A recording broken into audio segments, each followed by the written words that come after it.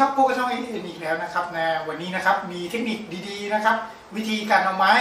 นะครับไม้ OBS เนี่ยนะที่มันค่อนข้างน้ำหนักค่อนข้างเยอะเลยนะครับแล้วย้ำว่าทำงานคนเดียวนะครับนะถ้ามีทำงานหลายๆคนนะครับไม่มีปัญหาครับช่วยกันส่งปุ๊บขึ้นแต่ว่าคอนเซ็ปต์ว่าทำงานคนเดียวนะครับนะก็สามารถทำได้นะครับทำยังไงตามผมมาเลยครับทำงานคนเดียวนะก็ต้องใช้เครื่องมือช่วยนะครับนะในการยกไม้ขึ้นนะครับนะก็ไม้ตัวนี้ก็น้ำหนักพอใช้ได้เลยแหละครับนะถ้าคนเดียวก็ถ้าไม่ใช้วิธีนี้ก็ไม่รู้จะเอาขึ้นยังไงนะก็เลยต้องประยุกต์ทำเคนนะครับนะทำเคนขึ้นมานะครับอุปกรณ์ก็ง่ายๆเลยครับนะก็ไม่มีอะไรเยอะแยะมากมายนะครับแต่ว่าสิ่งที่ต้องมีเลยก็คือวินนะครับนะถ้า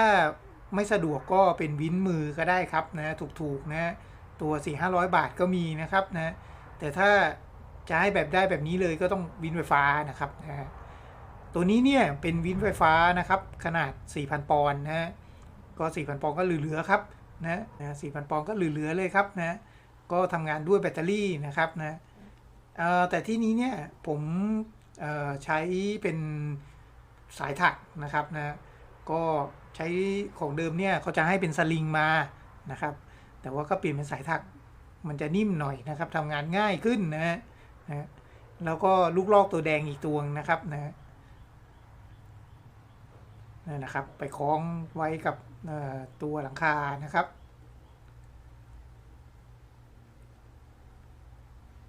แล้วก็อีกอุปกรณ์อีกชิ้นหนึ่งก็คือตัวเหล็กเส้น2 หุ่นนะครับนำมาดัดเป็นตะขอนะครับก็ลงมาถึงข้างล่างแล้วนะครับจากนั้นก็ยกไม้ไปเลยครับยกไม้ไปใส่นะครับอีกอย่างที่ต้องมีก็คือเสานะครับตัวเสาจะใช้เป็นเสาอะไรก็ได้ครับไม้ยูคาอะไรก็ได้นะครับเอามาประคองไว้นะครับ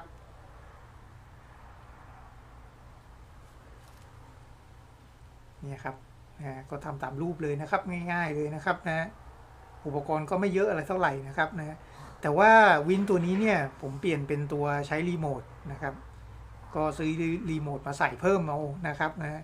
ก็จะได้สะดวกหน่อยนะครับไม่ต้องยื่นสายกดอยู่นะครับ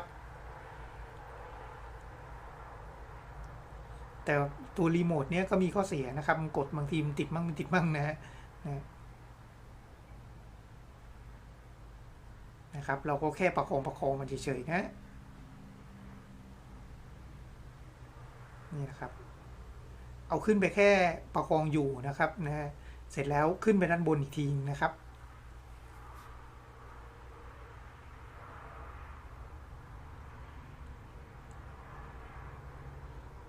ขึ้นไปด้านบนแล้วก็เอาขึ้นเลยครับทีนี้กดยาวเลยนะครับ